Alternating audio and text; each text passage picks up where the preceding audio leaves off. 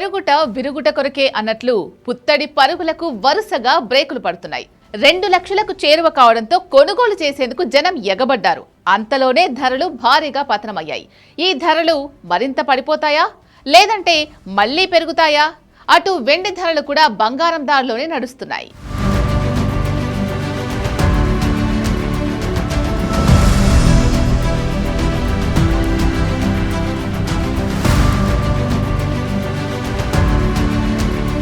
గత కొన్ని రోజులుగా రాకెట్ వేగంతో దూసుకెళ్లిన బంగారం వెండి ధరలు ఊహించని విధంగా పడిపోతున్నాయి. రికార్డు స్థాయిల నుంచి ధరలు అనూహ్యంగా దిగి వస్తున్నాయి.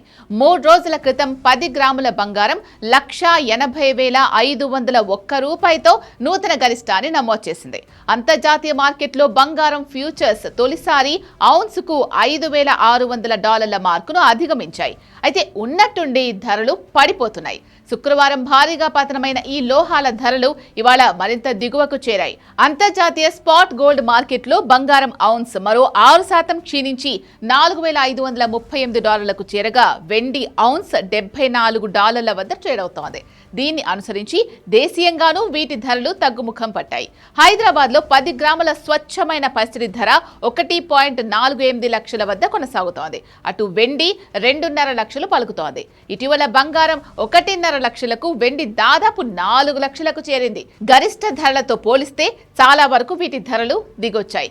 బంగారం వెండి కొనుగోలు ప్రణాళిక ఉన్నవారికి ఇటీవల ధరలు షాక్ ఇవ్వగా తాజాగా వీటి ధరలు తగ్గుముఖం పట్టడం అలాంటి వారికి ఊరట కలిగించే అంశమని నిపుణులు చెబుతున్నారు.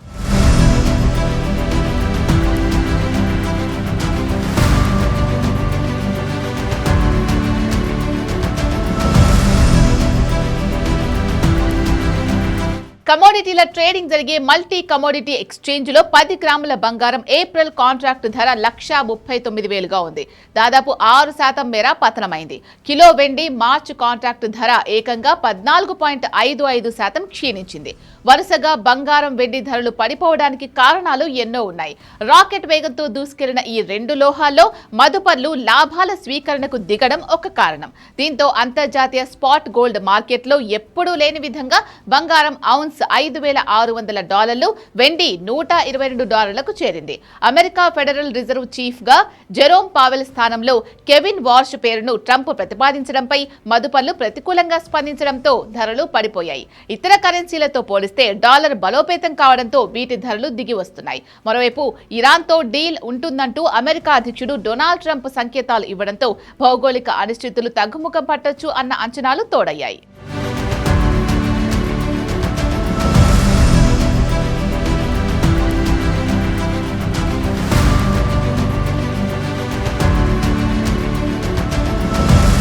బంగారం వెండి ధరలు రోజుల నుంచి నిమిషాల వ్యవధిలో మారిపోతున్నాయి. ఈ నేపథ్యంలో ఆభరణాల విక్రయదారులు ధరలను మార్చివేస్తున్నారు. ఆన్లైన్ ధరలను చూసినట్లయితే బంగారం వెండి పెరిగిన ధరల ఆధారంగా నగదును వసూలు చేస్తున్నారు. ధర తగ్గినప్పుడు కొంతమంది వ్యాపారులు తగ్గింపును చూపడం లేదని కస్టమర్లు చెప్తున్నారు. ఉదయం విక్రయించిన ధర ఆధారంగానే విక్రయిస్తున్నామని చెప్తున్నారంటూ కొనుగోలుదారులు చెప్తున్నారు.